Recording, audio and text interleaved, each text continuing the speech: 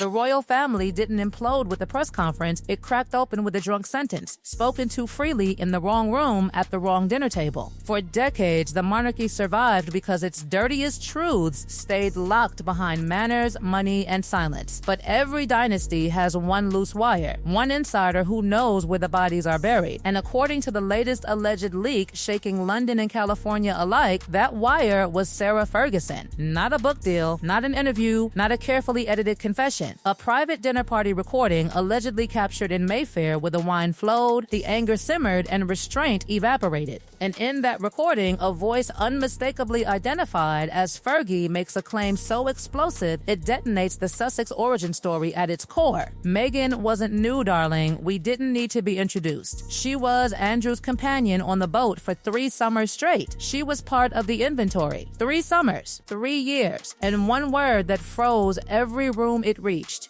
inventory. This wasn't said by a blogger. This wasn't whispered by a tabloid source. This was allegedly spoken by the ex-wife of Prince Andrew, a woman who lived inside Royal Lodge, who knew the guest list, the logs, the movements, and the secrets. And suddenly, the blind date fairy tale begins to collapse. Because if this claim is even partially true, then the 2016 love story wasn't a beginning. It was a rebrand. According to the leaked audio narrative, the implication is devastating, that Meghan Markle did not stumble into royal life as an outsider, but arrived with prior access, prior proximity, and prior knowledge. And that changes everything. The panic reportedly radiating out of Montecito isn't loud. It's silent. No friendly leaks, no glossy magazine defenses, no curated paparazzi walks, just disappearance. Because, as the narrative frames it, this is not a claim that can be deflected with buzzwords or moral outrage. You can't accuse Sarah Ferguson of racism. You can't dismiss her as a jealous outsider. She was inside, and the language used in the alleged leak matters. Inventory. In elite yacht culture, as described in the transcript, that word is not social. It is transactional. It belongs to a system where guests are divided, categorized, logged, and managed, where some are photographed and others are operational. If the Duchess of York used that word, the narrative suggests it implies hierarchy, it implies a role, and it implies repetition. The transcript then ties this claim to a timeline long debated online but never anchored by an insider voice: 2013, the marriage to Trevor ends 2014, yacht photos surface 2015, overseas trips, unexplained absences 2016, the We Met Through Friends narrative debuts the audio as frame, connects the dots, not as coincidence but continuity. And here's where the story turns darker, because the transcript doesn't portray Fergie as shocked, it portrays her as aware. For years, observers questioned why Sarah Ferguson appeared unusually welcoming toward Meghan early on, why she helped with protocol, why she played mentor. The alleged explanation in the leak: not kindness, recognition.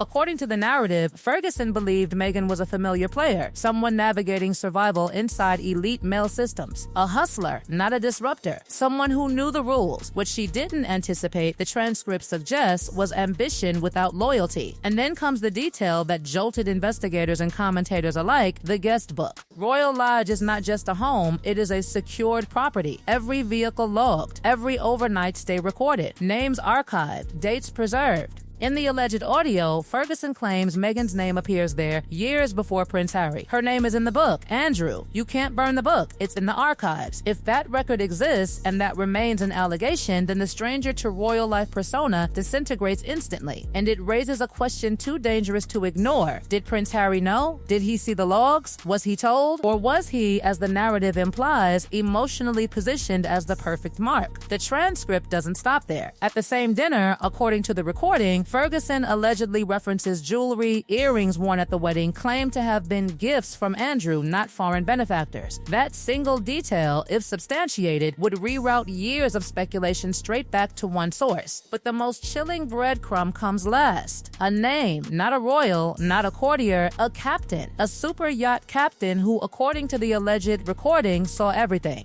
Who entered cabins, who logged movements, who watched who emerged and when. And with that, that, the story shifts from rumor to potential witness. The transcript claims that within 24 hours of the leak circulating, investigators were no longer speculating, they were hunting, because yachts operate outside normal jurisdictions, because logs are law, and because crews see everything and say nothing until silence breaks. And according to the narrative you provided, silence has now broken. But this is only the beginning, because logs lead to footage. Footage leads to money, and money leaves trails no palace can erase. The moment the word captain surfaced in that leaked dinner table audio, the story stopped being a rumor and started behaving like an investigation. Because yachts don't forget, they log, they archive, they record. And according to the narrative now ripping through London and Montecito, the man Fergie casually referenced, the one she dared people to ask, didn't just remember. He kept receipts. This wasn't a fame grab as the transcript frames it. This was revenge with paperwork. The alleged captain, identified only as Captain X, is said to have skippered one of the primary vessels tied to Andrew's private Mediterranean circuit between 2013 and 2016. Fired quietly, silenced aggressively, threatened with legal annihilation if he ever spoke. But threats only work when everyone else stays quiet, and Fergie didn't. Once the audio leaked, the seal broke. According to sources cited in the transcript,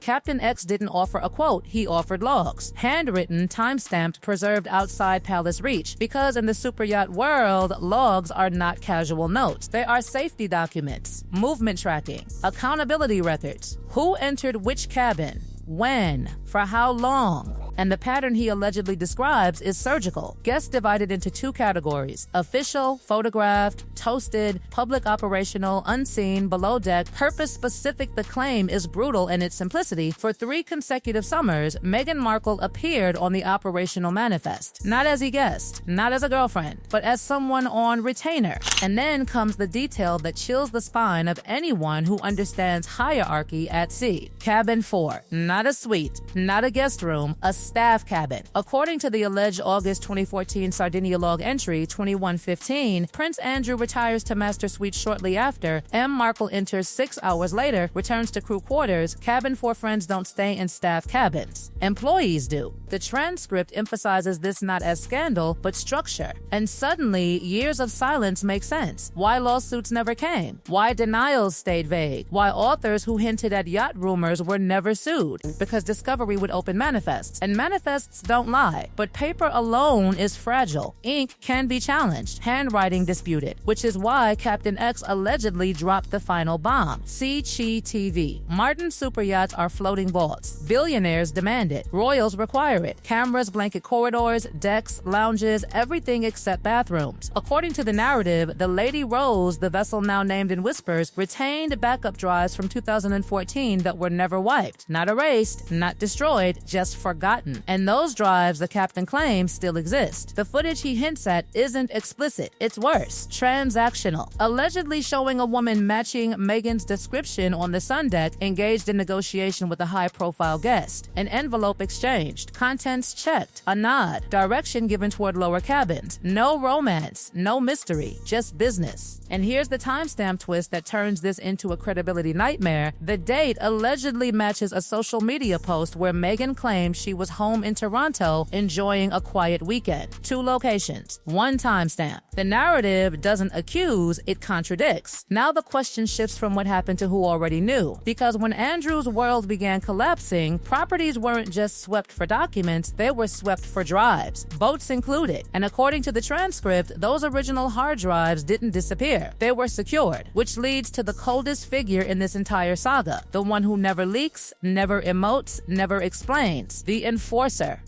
The story suggests that somewhere in royal archives sits a digital folder, not gossip, but evidence, footage, logs, financial cross-references, and that knowledge explains years of frost, why certain looks were icy, why warnings were issued, why urgency met resistance, not because of snobbery, but because of risk management. The narrative frames it like this: once you've seen something unerasable, you stop arguing, you contain. But containment only works until the protected party breaks the truce. And according According to the storyline, that truce shattered when attacks escalated, books dropped, and accusations flew. At that point, silence stopped serving everyone. Now the story follows the money, because yachts are expensive, and silence costs more. The transcript alleges payments didn't move in envelopes alone, that real funding flowed through offshore entities, shells designed to mask source and purpose, retainers, quarterly transfers, amounts that don't align with publicly reported income. And suddenly, spreadsheets start screaming. Public earnings couldn't sustain private living. Lifestyle outpaced salary. PR costs predated fame. The narrative doesn't say this proves guilt, it says it explains how. And here's where panic changes flavor. Reputation damage is survivable. Financial scrutiny isn't, because tax agencies don't care about titles or trauma narratives, they care about undeclared income and unexplained flows. And when offshore shells connect to domestic filings, stories stop being managed by PR and start being handled by attorneys. The transcript paints a chilling scene: shredders humming, drives disappearing, accountants whispering about audit windows. And then comes the final turn of the knife. What happens when the original client decides he's done protecting anyone? A disgraced man with nothing left to lose is not a liability, he's a wildfire. According to the narrative, conversations are already happening, not about excuses, about exposure, not Pizza Express, not deflection, origins. If the Duke of York speaks plainly, not defensively, but factually, the entire marriage narrative collapses into something else entirely. Not destiny, not rebellion, but transfer. And that's the word no one can PR their way around. The transcript ends where all dynastic stories do: separation. One side protected by continuity, the other isolated by consequence. The crown survives not by defending itself loudly, but by letting time and evidence do the work. And in this version of events, the fire wasn't started by enemies. It was lit by someone who finally stopped caring. A glass of wine, a loose sentence, and a truth that waited years for oxygen. The yacht sailed. The logs remained. The silence broke. And once that happens, there is no rewind. There is no rewind. There is no rewind. There is...